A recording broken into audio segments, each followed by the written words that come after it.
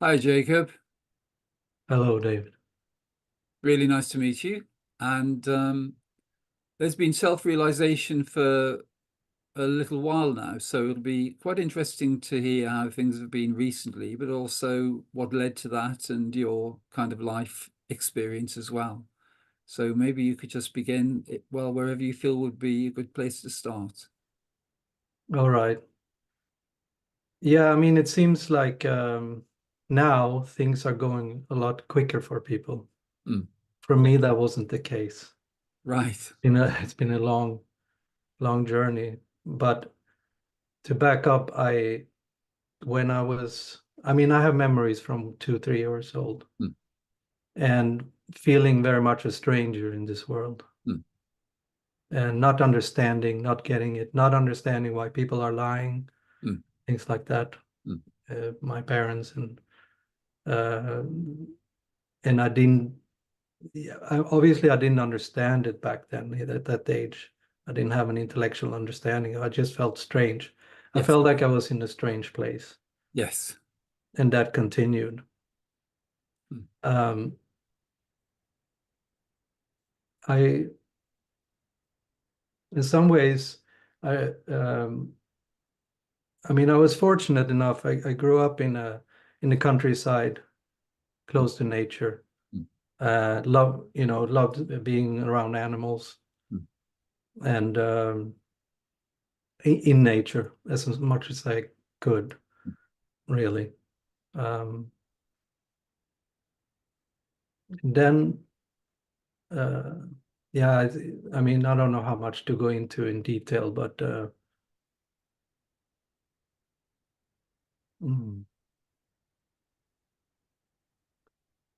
Was there a kind of turning point? Because you're obviously still in touch with your spiritual nature at a very early age. Sometimes there's a kind of trigger into the world at a certain point yeah, with a I kind mean, of I get process. yes. I mean, I was sort of aware of that. Mm. I could feel it, not in those terms, but I could notice the transformation of being more and more identified with being Mm. Jacob. Mm.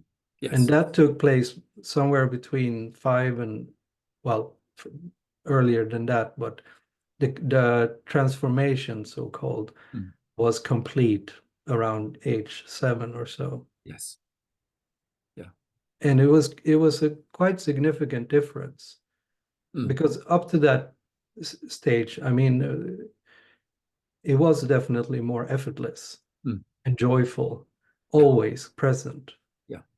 even up until that point. But around that point, it turned everything very heavy. Mm. Did you And have in the earlier years, you mentioned kind of being able to review the behavior of adults, and did you feel that you were functioning more from a kind of grown-up perspective, even though you were young? You were aware of things which adults wouldn't necessarily expect you to be aware of. yes, Mm. yeah, very much.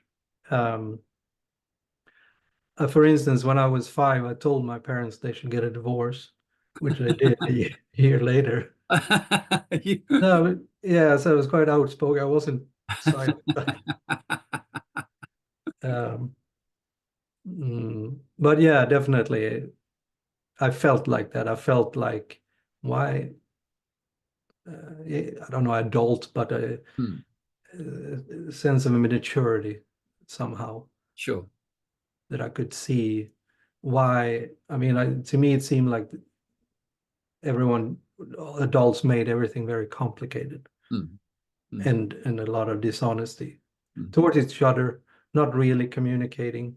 Mm. I called my family gatherings the house of monologues because there wasn't really real communication. Mm. Mm. So So were you creative as a boy? Were you, yes, that was something that probably happened quite early on. Yeah, I mean, I'm an architect now, and when I was 5, I remember I made my mom take me in the car to a nearby field so I could collect clay. Oh, yes. And I brought the clay back, and I started doing, well, little, Modeling.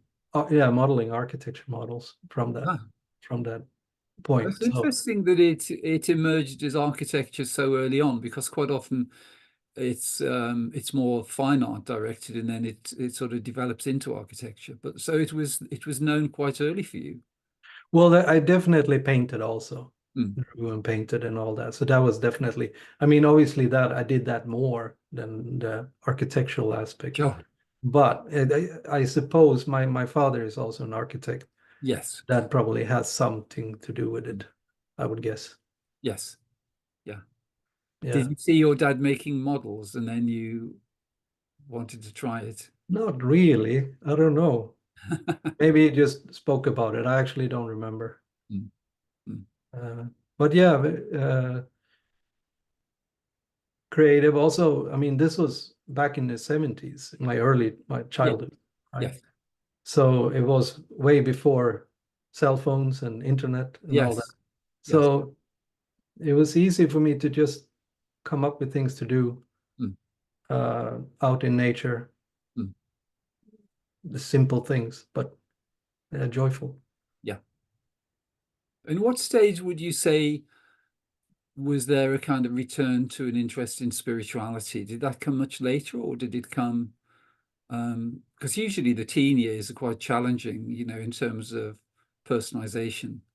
Um, how did it go in that sequence?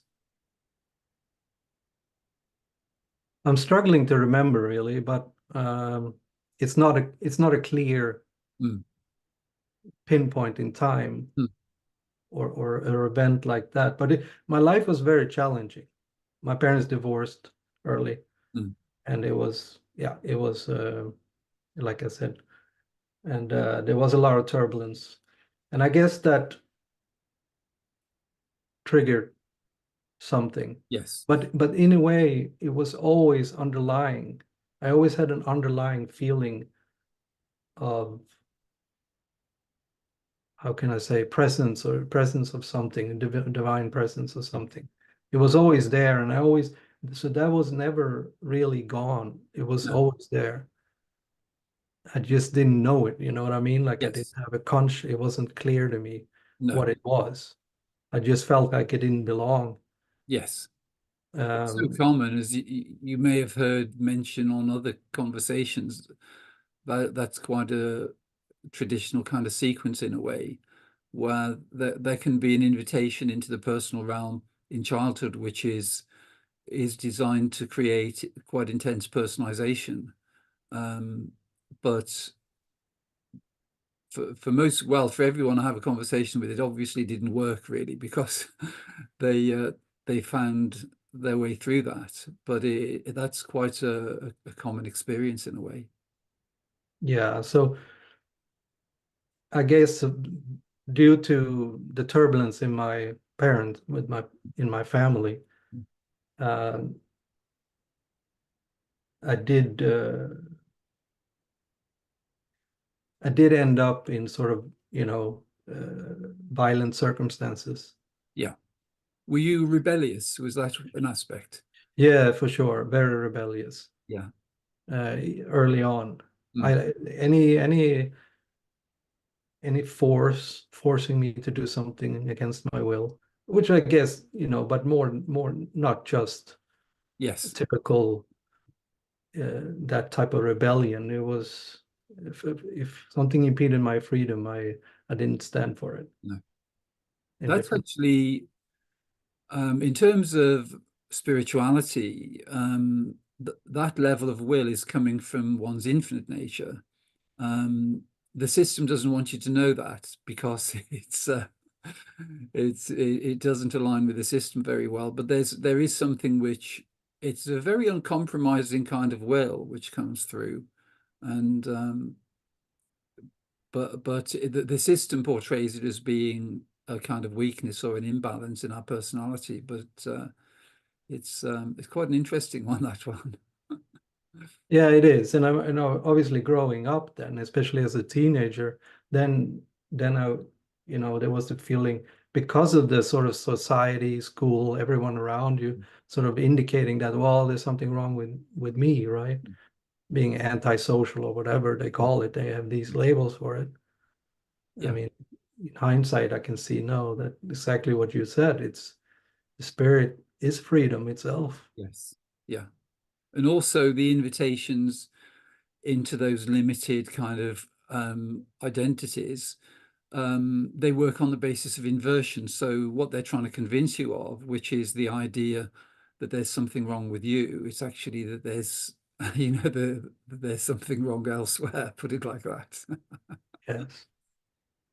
Yes, but growing up, like at that stage, I wasn't aware of it. Now I Mm, looked into those aspects of what is going on there, maybe perhaps a little bit more. But mm, uh, so the teenage years were tough, like they are for mm. many people. Yes. Yeah. But at the same time, that came to sort of a breaking point. Wanting to fit in, but at the same time feeling like, you So know, we're part of it anyway. yeah, exactly. Mm, And going to social gatherings and things like that, and getting very quickly bored with the mm, repetitive conversations mm, mm, at parties and things like that. It mm, just so I may so this so now we're up, let's say 17 years old or something, right? mm, I just decided, no, I'm gonna whatever, even if I'm alone for the rest of my life, I will be true to myself. mm, mm. And because I noticed, of course, speaking about things that interest me didn't interest my surround. They had no interest in those things. Yeah. They, may called me, oh, you're so deep and you like to think, like as if that's a Yes, there's a deficiency. bad thing. Yeah. Yeah. That's So quite early on, actually, to take that stand. Um, but yeah, that's good. You weren't wasting any time. no, I guess I just felt like no. Well, I mean, I didn't know. I thought, okay, it's Mm, sort of taking letting go of false identity. yeah. It's not, it can be challenging, right? Yes. There are all these challenges, Mm, usually, so it's not like it's clear in advance no. what the outcome will be, No. but just trusting my intuition, really. Yes. Yeah. Uh, It's quite uncompromising, really, in that sense, and it's obviously guided you very effectively. that part has, Mm, yes. mm, And so that became reinforcing for me. So luckily, yeah, quite early, mm. I noticed, And yeah. sorry, Jacob, did you find any more compatibility when you were studying architecture? Because with other creative people, because creativity is coming from our infinite nature, it's coming through the body of wisdom or effortless being. Most creative people have some sense of that. They may be personalizing it and think that, they're great at architecture or whatever, without realizing that it's coming through them. But sometimes there is more compatibility with creative people. Yeah, I did notice that, but when I was at architecture school Mm, back then, I didn't have that awareness. mm, It wasn't clear to me in that sense. mm. It just seemed normal somehow. Yeah. I noticed that when I'm not trying to be creative, Mm, just let that come. That's where creativity is. yeah, exactly. Uh, but for sure, I mean, perhaps because my father is also an architect, Mm, so that there is that programming was probably quite strong yes.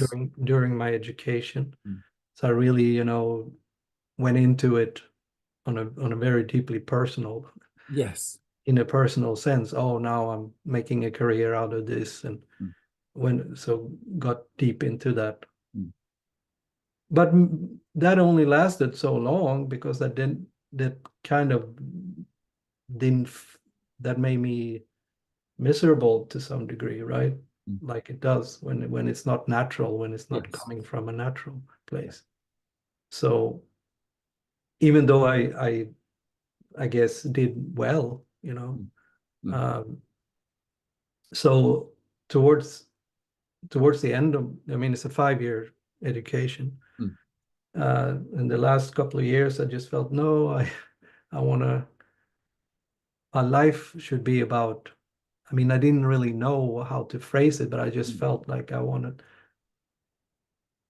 to be even more about spirituality or spiritual development, whatever, Yes. things like that's how I was thinking at the Mm. time.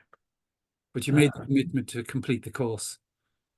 yes, Mm. yes, I did. Yeah, that's And I'm good. glad I did. Mm. And you practiced architecture around the world too, didn't you? Yes, yes, yes. I've been living in a few years in Asia, a few years in South America, a few years in North America, which is why I have an American accent, Yeah. and yeah, many places in Europe, Mm. around in Europe. Mm. And so yeah, I've been, and it's quite naturally work just came to me. I never was planning, oh, I'm going to go there and start working as an architect. Mm. It just happened. People will find out or Yes. and see, and then I would do a project Mm. and So then you were invited, really, were you, to, people kind of became aware of your work and then you were invited to different locations, perhaps? not like that. No, it was a spiritual quest, a spiritual Right. Okay. search Yeah. that brought me. I mean, it brought me. I was 3 years in Buddhist monasteries in India Oh, in yes. in the mid 90s. Hmm. And I felt I wanted to go there because, I think it was part of that time in the early 90s.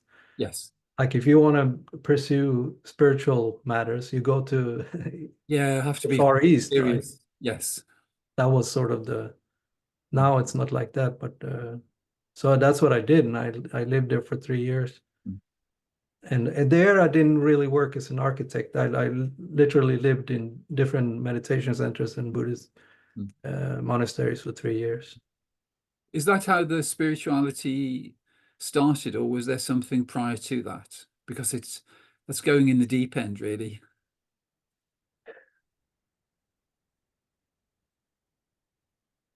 I didn't really do anything like a specific practice before that. Mm. I, I, Have you I been reading books or studying Buddhism? yeah, there was that. Mm. I was introduced to New Age literature Mm. quite early, and even psychology early because I wanted to see if I could figure out what was wrong with my family. So yeah, New Age literature Mm. quite early, but Yeah. that was already in my teens, I suppose. Yes. Yeah. So that there was definitely something there Mm. that So were you looking at some of the 60s teachers, people like Alan Watts or yeah. Osho, those Yeah, Alan Watts for sure, but that came actually a little bit later. I it was more like really new agey stuff. mm. Mm. I don't even remember now, but No. um, So the that road led to the Buddhism. traveled and Sorry? the road less traveled Oh, by yes. Alex Beck, and Yes. Yeah. I'm having a hard time remembering now, but some of the well-known, Mm. uh, Yes. and there was something in there, but of course I didn't feel like that spurred me on, but it didn't feel like, oh no, it wasn't even close to Mm. what I was looking for. Yeah. And that brought me then to Asia, right? That's Yes. when I went to. But it's true, it was something there, triggered something, right? Did Uh, you have deep experiences in meditation while you were in Asia? yes, Mm. I did a lot of meditation, obviously, Mm. spending there. It became full on. I did a three Mm. month meditation retreat Mm. where we meditated 8 hours a day Mm. for 3 months, and a whole month was a month of silence. The Mm. last month. Mm. So there was for sure, there was a lot of sort of dealing with what they call shadow work, or Mm, looking at dark aspects of my own being mm, at that time, mm, because you go so deep. I mean, couldn't sleep, mm, obviously, being so, mm. um, just spend a lot of time going through. So there was a lot of cleansing in that sense Mm. at that Did you time. have different themes coming up emotionally and mentally, would you say? Yeah, and just sort of sitting there and dealing with what I viewed at the time as problematic aspects of Mm, my life and mm, myself and the relationships and my mm. family and all these things. And but coming from the Buddhist perspective, a more compassionate, I didn't look at it in a judging way. I wanted to Yes. see, okay, what is my role in all that, and all these. Yes. Yeah. Um, But it was still on the basis of personalization, I guess. yeah, yeah, Yeah. very much. Mm, Although I think that what there was, it was starting with the whole Buddhist idea of emptiness, mm. or sort of approaching, Yes. Impersonal being. yeah, approaching that. And I and I think I took that myself. I was more or less kicked out of the monastery after a while. Again, the rebellious thing. Because I started asking questions. They say, "Oh, you can ask anything," and so I did. And anyway, that was not appreciated. They wanted me to become a monk. I Mm, mean, they said you are meant to be a monk, and I did enjoy, mm, all of a sudden coming from, I was born in Sweden, mm. um, and coming from the sort of a very secular and very sort of materialistic Yes. mindset. Mm, To me, it was very liberating to be amongst people who are all about, mm, well, let's say religious at least mm. Yes. pursuit, Yeah. seekers, right? Yes. They, but again, I didn't really. That wasn't the end station. I felt, yeah, but there Mm. is something else. So the seeking continued. It's good you were committed to being self-referral, though, and not to compromise your own inner knowing, really, even at the expense of being kicked out of the monastery. Yeah. And so where did it take you from there? Well, um, I actually met my now ex-wife Mm, in a monastery. We I entered a 5-month study program called Higher Studies for Tibetan Buddhism, mhm, and I met my ex-wife there, mm, and she's American. So we got married, and I moved with her to United States, mm, mm, to Hollywood. mm. And anyway, so that was an amazing contrast. Um, but things changed as soon as I sort of landed there. Mm. She changed a lot, and it didn't work. Um, so I actually went back to Europe, and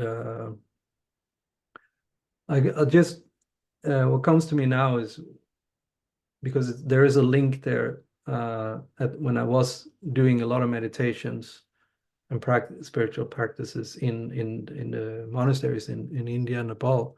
Mm. I uh, felt very, very good, Mm. right?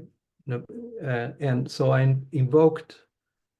I said in my sort of praying that anyone with problems, Mm. I will take your problems, Ah, and I want to give you my happiness. well, And it worked, but not in the way that as I you expected. thought. No. And anyway, to a long story short, my ex-wife had lived in Mexico. Mm. She even knew Carlos Castaneda and things like that. Oh, wow. Yeah. Anyway, and she knew a small group of Mexicans who did exorcism, where Mm. they helped people who had trouble with the spirit world, what they Yes. call it, right? And because I started to feel like I wasn't in control of my own thoughts.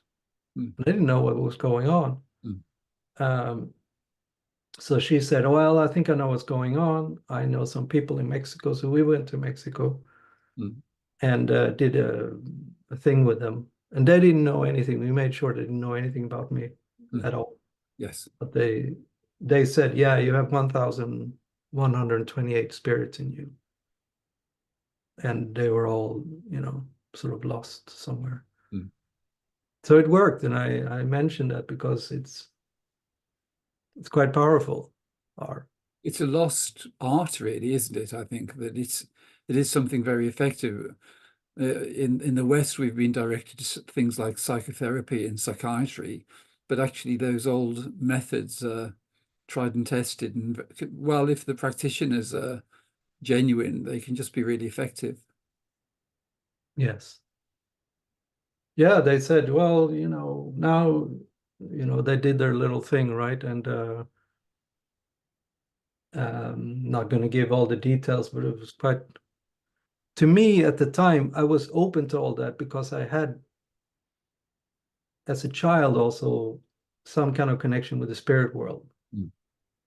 There was some so-called ghosts and things like that in my childhood, Mm. but it just didn't seem so strange. But at the same time, growing up, being older, Mm. at that time when I was in Mexico, it was still, a lot more concepts around it. And I Mm. thought, well, I don't know, I'll keep open mind about it. And But how did things change following the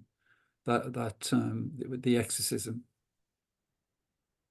well, they said these humble people in Mexico, they said, well, we told everyone to leave, and we put our protective saint to Mm. watch over you, they said.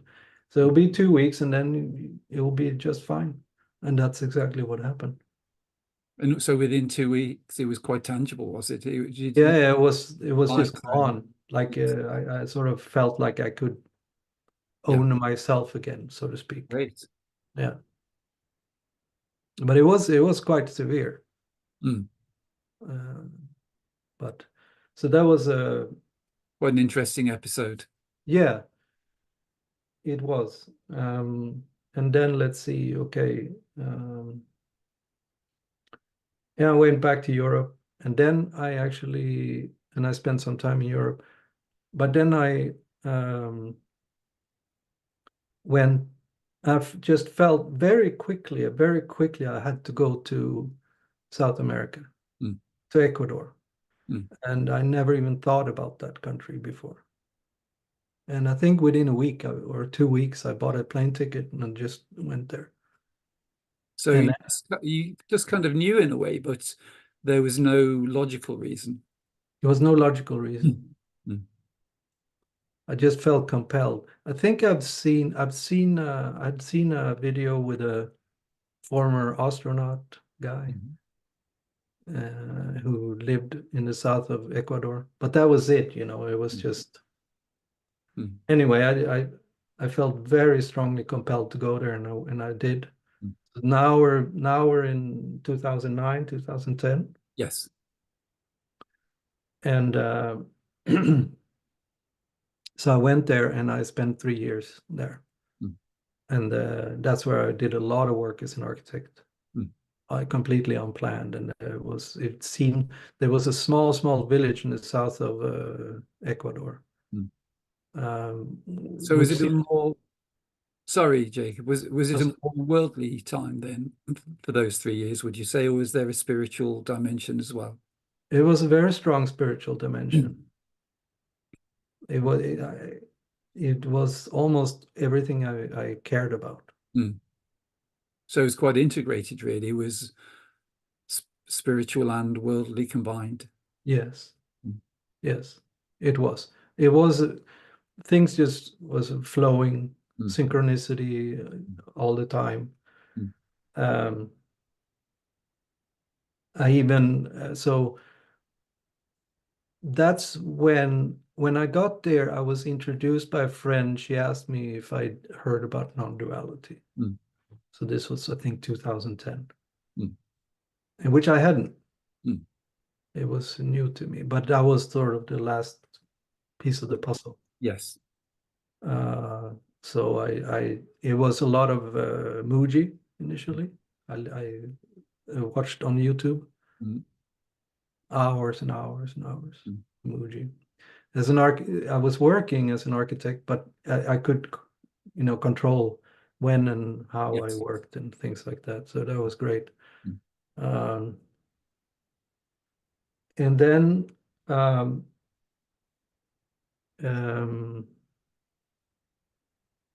yeah, I mean, it was so that was the whole. That was. I just felt that was really the last piece of the puzzle. Mm. Uh, as I dug into that, and then Rupi Spira and Mm. all these, listen to a lot of different people. Yes. Then around that time, I'm not sure exactly when, maybe it was a year later or something, Mm. you were on Conscious TV. Yes. I don't remember exactly when that was, 2011 or 2000. Yeah, I did a couple in 2008, and then I did some more in 2011. Yes. Okay. Yeah. And that was another shift, Mm. you could say. When I listened to you, I could tell that there was some communication from you, Mm. or via Because David. you'd also been reviewing some of the kind of worldly structures prior to that as well. What sort of stage did that come in, where you were kind of looking at the sort of consensus reality or the conventional presentation of the way life is, and beginning to see the scenery shake a little bit? Yeah, very much so. That was actually 2006, Oh, 2007. oh, I good. really started to dig into that, Mm. Mm. um, which was, I was with another woman there, Mm. 2000, that I met 2005, Mm. 2006, with whom I had a child. So Mm. I have a daughter Oh, great. who turned 17 here in Oh, a week and a half. fantastic. Yeah, Where does she live? but let me go back just, Okay. sorry, because as I felt compelled to look into the more what's going on behind the scenes in the Sure. dualistic realm, Yes. right? Mm. There was a lot of things made sense to me that I knew intuitively, Mm. but but it was sort of getting confirmed by Yes. other researchers and things like that. Mm. So I went into that quite deeply, Mm. and obviously, having living with a woman, my partner, I felt like I wanted to share that with her, Yes. and she wasn't really interested or ready or whatever to hear that type of information. Mm. And to a lot of people, her included, it sounded crazy, Mm. right? When you start to describe what's really going on behind the scenes. Mm. Um, Yeah, the system portrays you as though there's something mentally wrong with you. well, yeah, I've had that accusation quite a few times. have you? Okay. Don't you think you should see a psychiatrist? Yeah. Yeah, no, everyone, my family, all my friends, everyone. I didn't know anyone who didn't say, "You're Jacob, you're crazy." And really they were sincere, right? Yeah. And Mm. back then, 2008-ish, it wasn't like now. It's No. much more, you can say a lot more, but back then it was really, they looked at you like, "I'm Yes. sorry, but you sound Yes. crazy." Um, Well, you can see how the really the conventional education system is designed to put people into mind predominance. And so where there's a spiritual dimension, there's a pre-existing um, ability to function from effortless being, or the body of wisdom. And so where there's alignment, much more so with the mental realm, anything going on in the body of wisdom, it's like a completely different channel. And so it, whatever you say, it doesn't register. Right. So, Yeah, I mean, yeah, sorry. well, I guess we all go through the process of, thinking that if you explain things carefully, that people will understand. But it's as though the software hasn't been installed, so it isn't going to register. And at some point, that becomes apparent, so you don't do it anymore. Yeah. It's literally, I mean, some well-known psychologists talk about that.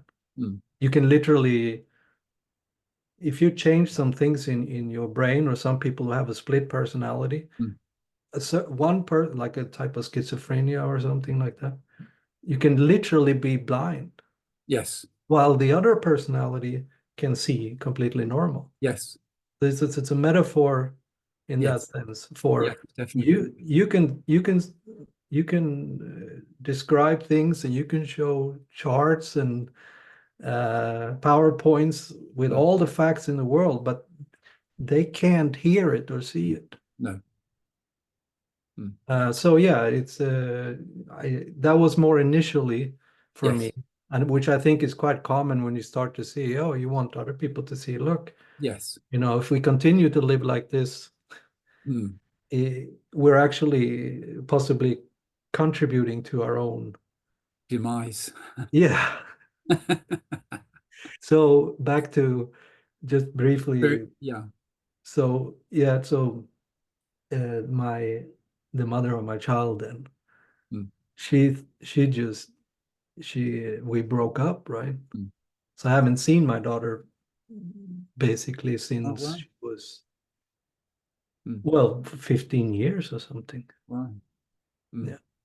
So it was another challenge, right? Yes, that is. Very challenging. That was, I Mm, mean, my heart was mm, completely broken. mm. So that was something that, That was quite that was quite a powerful invitation back into the personalized realm, really. And yes, seeing the way the dualistic system works, it probably required something that extreme to grab your attention. yeah, yeah.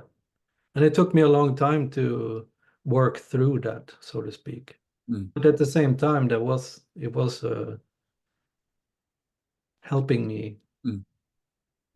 to let go, or Yes, uh, to stop identifying with what's not yes, true, yeah, at least to a larger extent. yes. Yeah. So yeah, I So how have things developed over maybe the past 10 or 12 years then? Because you became familiar with non-duality quite early on, really. Um, and then so you were studying the more prominent non-duality teachers, I guess, for a while, were you, and quite committed to that? yes, I Mm, was. I mean, that was always there, mm, like you say, for, well, about 14 years ago or something mm. like that, right? Yeah. For the past 14 years, always there. But as I left very turbulent circumstances, I went through the sort of honeymoon of awakening, as they call it, Mhm. whilst in South America. Yes. I realized this might be jumping back and forth in my That's time. okay. Um, um, yeah, it was definitely some very dark night of the soul events. So there was realization. What sort of year would that have been?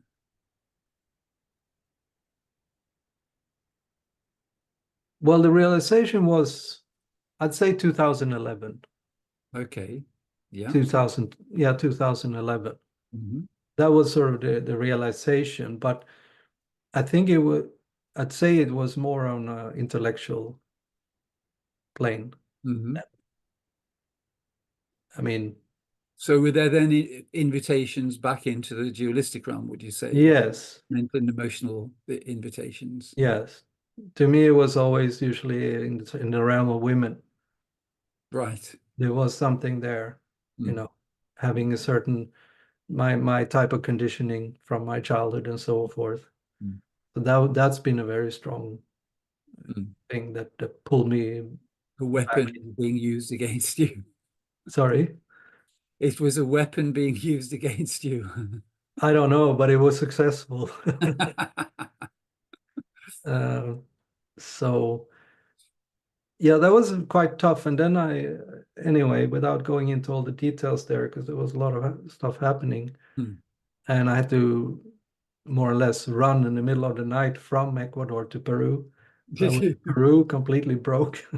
Wow. It was very challenging I bet, yeah. in a country, a very violent country, Mm, parts of it, mm, and things like that. But anyway, I returned to Europe, and then with the non-duality aspect with me, mm, mm, but you know, still very strong person mm, there, mm, personalization. mm, And I listened a lot to Rupert Spira during for years mm, until you re-emerged. I mhm. don't know when you have you been on YouTube? I mean, it's quite recent, isn't it, that you started putting Yes, well, up? really, I just continued having one-to-one conversations with people, making contact from the conscious TV programs. So that went on for a long time. But things changed. I met, well, had some conversations with Rhonda Byrne in 2016, and then she released her book, The Greatest Secret, and that resulted in, quite a lot more attention. And then, my YouTube channel emerged, and so it's kind of accelerated, I guess, in the past 4 or 5 years. Yeah, okay. It was a few years after that, I guess, Mm, that that I noticed that you were on YouTube mm, again after the conscious TV things. mm. Yes. And that uh, that made it clear to me that the difference between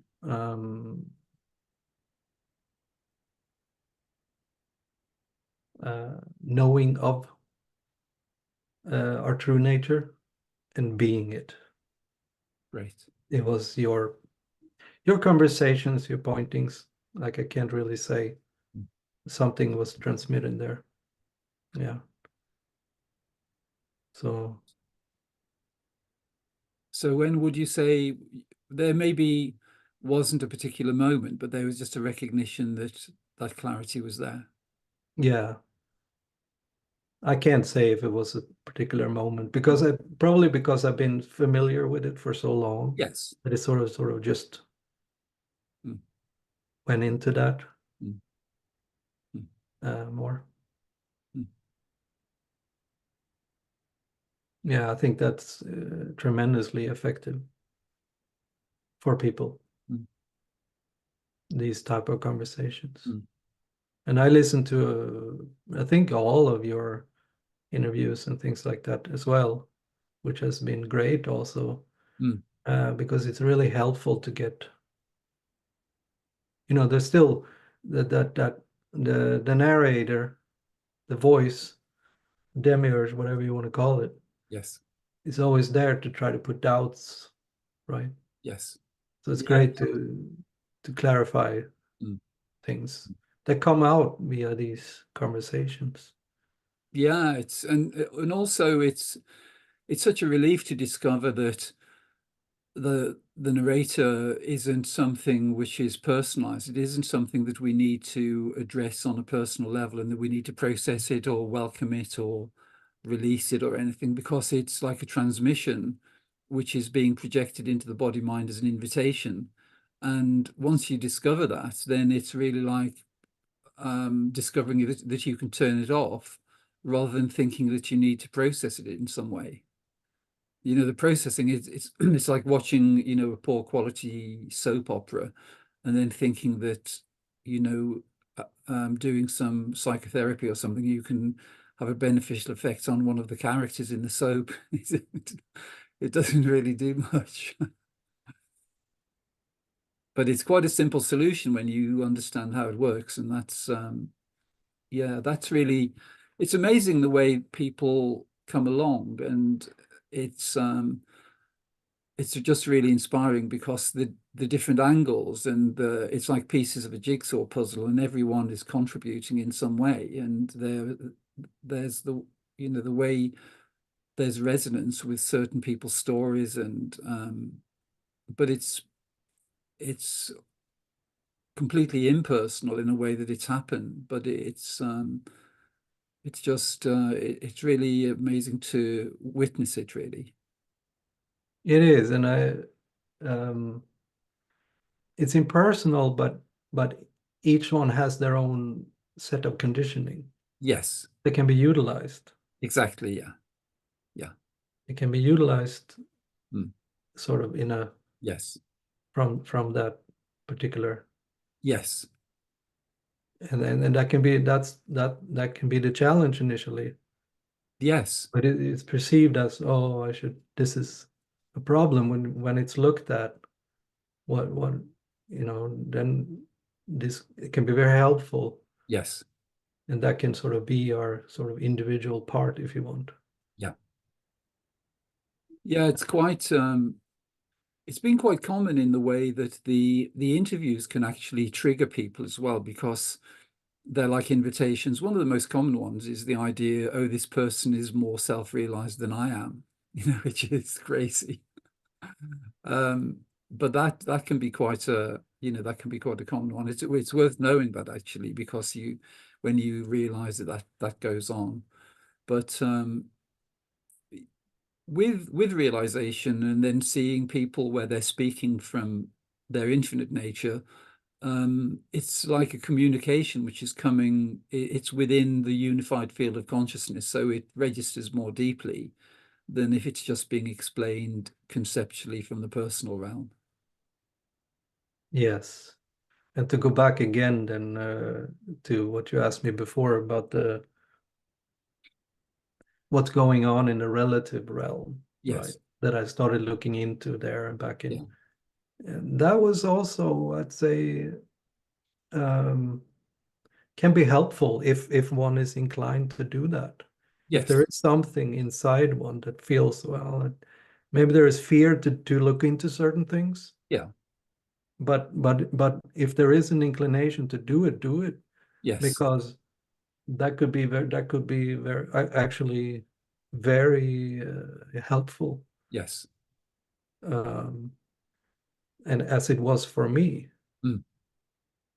Well, seeing that the dualistic realm is a kind of energetic construct, and it includes the mental, emotional, and physical realms, or the astral, etheric, and physical. You can see that energetic aspect is operational on virtually every level. And wherever you look, you find it somehow. Yeah, yeah, exactly, and because again, I mean, it's not for everyone, Mm, but if inclination is there, because from the what I mentioned before, the new age stand, which is, oh, positivity only, light only mm, stance, mm, um, it's what one could ask, well, if I negate ultimately an aspect of myself mm. or the self, Yes. if I'm afraid to look into it, Yes. what does that mean, and so on. Yes. But again, not that's not saying it's necessary for everyone to look No. into No. these things. But fear really is never a good basis for either action or inaction. So, if there's fear arising, it's worth having a look to see what's going on, really. Yeah, because it can be, I mean, it's not pleasant stuff when you start to see what's happening in the play out realm, and there might be an inclination then to do the so-called spiritual bypassing, Mm, just to sort of lean back into the, well, it's all, mm, you know, I know we're all one consciousness, and this is just a dream. Okay, yeah, it's true, mm. but I wake up in the morning and it continues. Yes. And we'd like to have positive experiences Mm, for ourselves and for our children. mm, mm. And so it's not like, so the experience aspect is not insignificant. No. Yeah, well, consciously withdrawing the energetic investment in the dualistic realm is something which is, quite a simple solution, because it's really overinvestment in the personal realm which makes it really problematic, and also the idea that we're inhabiting the dualistic realm when really we never entered it. It's all a kind of consenting to a particular ride, really. It's like an experience which, when it's presented to us, it's made to look as though we are dwelling in the dualistic realm when actually we never entered it. And that can be quite liberating, really, because you see that resting in one's infinite nature is the ultimate solution in that sense. But as you say, it still doesn't resolve the structures in the dualistic realm. The dualistic structures still need to be addressed in some way. But I think the ultimate solution is when the dualistic realm can be reintegrated back into unity. And I think, people who are anchoring unity consciousness in their experience, and it's something which they're living from and disconnecting from the investment in the dualistic realm, that's really the solution. Yes. Yeah, and because that is a solution for anyone and everyone. Mm. Yes. That's why it doesn't really matter. But what matters is, I suppose, we the individual expressions of that Mm. have perhaps different roles to play, Yes. Yes. if you want to put it like that, within this game. Yes. And by denying a natural inclination to go a certain way or this way Yeah. or that way, but that's also just part of it will be, because if we deny ourselves or deny the natural intuitive guidance, the lessons become more and more severe, in Yes. my own Absolutely. experience, Yeah. Yeah, exactly. quite severe. Yeah. And I guess where we're guided is something which is variable, because some people seem to have, quite a gentle ride in some ways, and then others it's a more intense version. But it's really, yeah, so important just to be true to oneself. You can't, there's no alternative, because if we try to, take, a different direction, then yeah, it becomes quite unpleasant, really. Yeah, it does. It can be, yeah, quite severe. Mm, Like in my own case, there's certain times where I knew I was going against my own mm. intuition, Yeah. and the consequences seem to get more drastic for doing Yeah. so. Well, that was a while ago now. I learned my Mm. lesson. Now I don't do that anymore, but Mm. And how have things been since the sort of deepening of realization? And when we were having a little chat earlier, you seem to live in a very idyllic way, really, in a lovely location, and just everything kind of working well, from effortless being in one sense. yeah, yeah, it's it really is uh,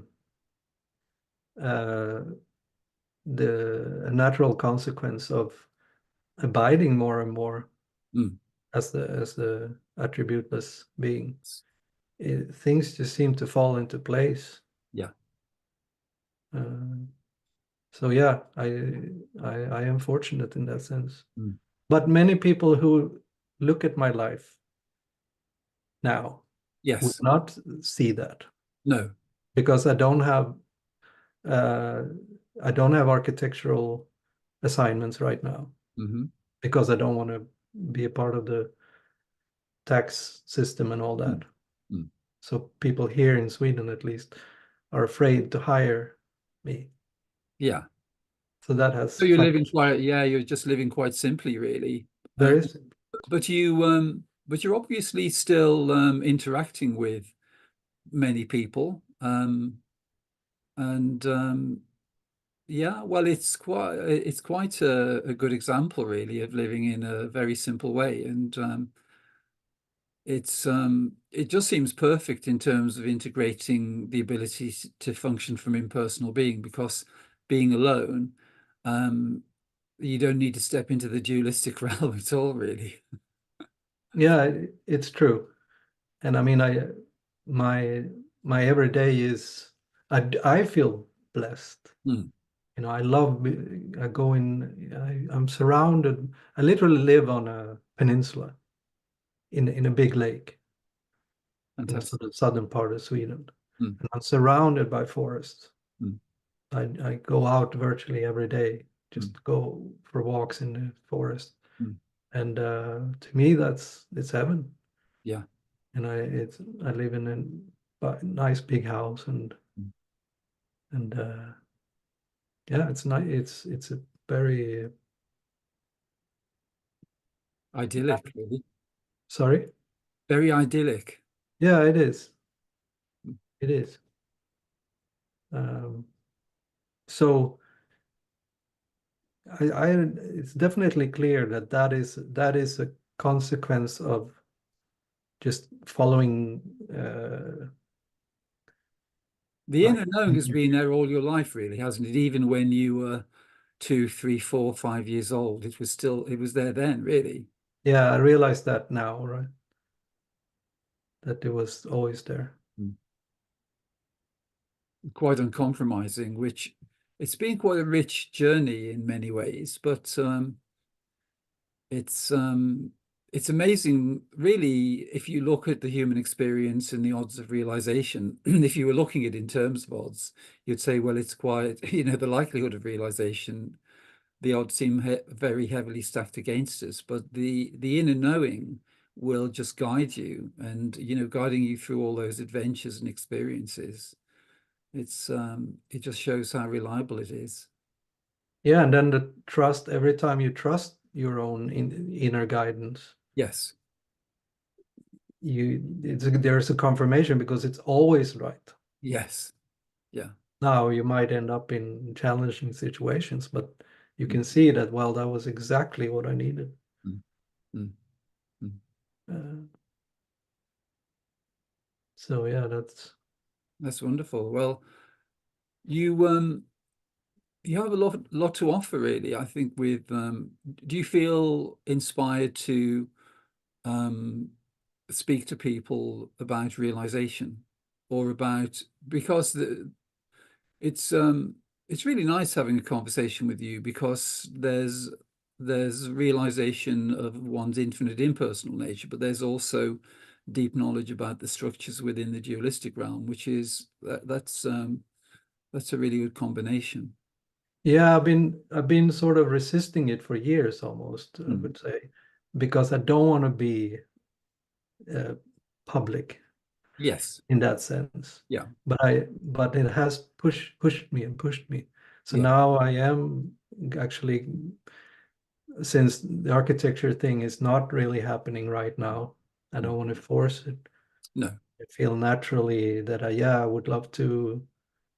Uh, it seems like it's going towards helping people Yes. more in those ways. So I Yes. am working on that right now, working on a website and things like that because I don't have money really right now. Mm. I'm doing everything my own, so it takes some time Yes. setting up a web page Mm. and but I have been preparing a lot of material exactly like you say. Yes. to highlight, and for those who are interested, Mm.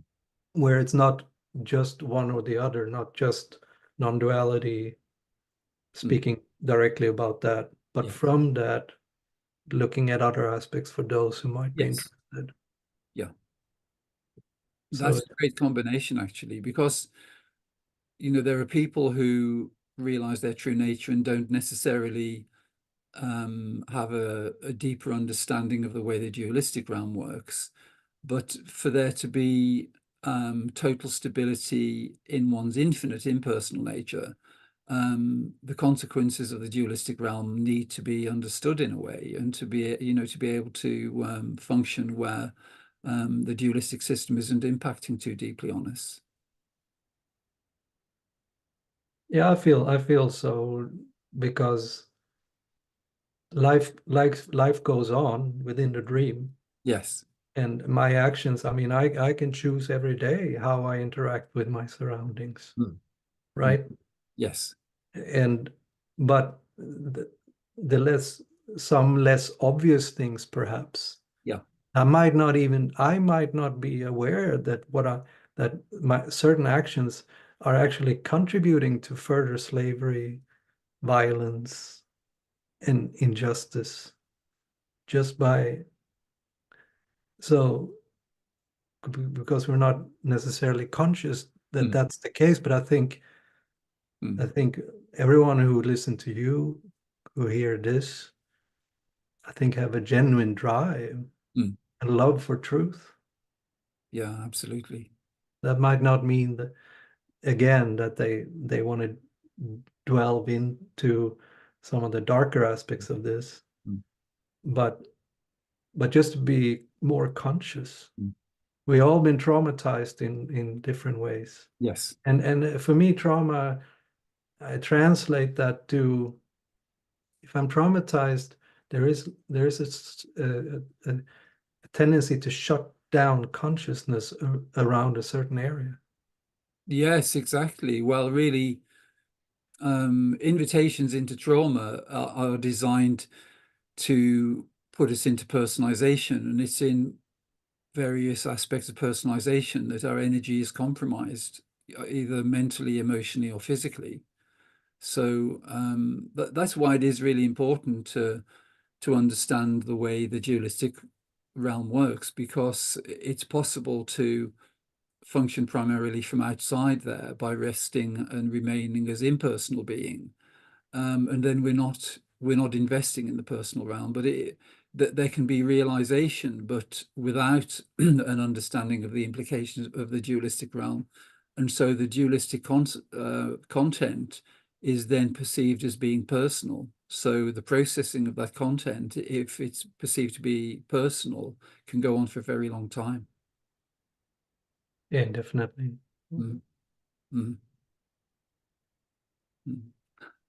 Yeah. That's great, Jacob. It's really nice to have a conversation.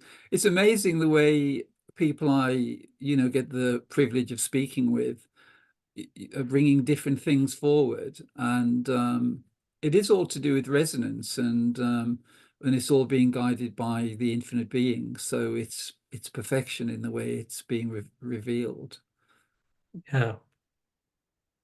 Yeah, it's beautiful, and you're doing a amazing job in that sense. Well, an amazing job is being done, but not by. Yeah. Yeah, no, I take that as a compliment, though. Thank you. That's good. But yeah, it is No, but it's really. just clear. Sorry, it's just clear that the individual expression of the absolute, you could be more or less aligned with that. Mm, mm, And it's obvious that from my perspective, you are very much aligned with that. You're living that. mm. And you too, in a nice, quiet way. Yeah. Yeah. It's funny the way people perceive things, because maybe people you've known for years, or people who live in the locality um, probably don't understand you fully. But really, the sequence of events has led you to the most amazing kind of self-sufficiency spiritually and physically, really, which is very rare. And it's a very rich way to live when you see the options available in human experience. And it's yeah, really inspiring to see that that's been achieved. Yeah, I feel that's I start to see that more and more that I have something to give there. Mm, mm. Certain tools Yes. Yeah. to utilize within the dream Yes. that can be helpful Yes. to I mean, obviously Rhonda and the secret, that's one big aspect of this, something that I is very central to my work as well. Mm, The whole idea of manifestation and things like yes. that. Yeah. But and I didn't mention that. There's so much I didn't mention, but Mm, while I was in Ecuador, mm. I was I ended up, it wasn't planned, it wasn't, people just started coming to me and I was teaching them how to manifest reality. Wow. Yeah. Fantastic. So that and it grew and grew and grew, and but I felt more and more, well, it became too ego driven. So I dissolved that whole thing Do you because do you feel you could present a more kind of integrated version now? that's exactly what I am working on. Mm. Yeah. It is a very interesting topic because manifestation is something which traditionally is utilizing the mind to um, visualize certain desirable experiences or whatever we wish to manifest. But my feeling is that there's a kind of higher level of manifestation, which is through alignment with our infinite nature, because infinite intelligence knows exactly the things to bring satisfaction and for our higher purpose to be realized. And that's something which infinite intelligence knows, which the mind doesn't. Um, but it's yeah, I'd be interested to know more about that, really, the way. I'm writing a book on that specifically. Brilliant. Yeah. Fantastic. Uh, Sort of a handbook in how to manifest. Fantastic. And it is different from The Secret in that sense. Yes. Yeah. Well, that's great. Well, we can certainly put your details below the video. So if anyone's inspired to contact you, regarding self-realization or manifestation or the dualistic realm, they'll know exactly where to come. Yeah, I mean, for now, there is not much else but my email, but that's Mm. fine. Yeah, Uh, Absolutely. fantastic. Well, thanks so much. I'm sure there's much more we could talk about, Jacob, but that's probably enough. I think that's quite groundbreaking in a way because it's gone quite deep, really. Yeah, and it's maybe perhaps we touched on areas that not normally come up Yes. in these type of conversations. Yes. And I think the time is right for that now. Yeah, I agree. That's definitely the feeling. Fantastic. Well, it's been wonderful to meet you, and I'm sure we'll be staying in contact. And Yeah, definitely. yeah, so thanks so much. It's yeah, been really nice. We had a great conversation before we started. That wasn't recorded, was it? No. Okay, just wondering. Yeah, it was great. Okay. That was Thank off you, the David. that was strictly off the record. No, just kidding. All the best to you, Jacob. It's been Yeah, thank you. same to you, David. Take care. Yeah, you too. Bye bye.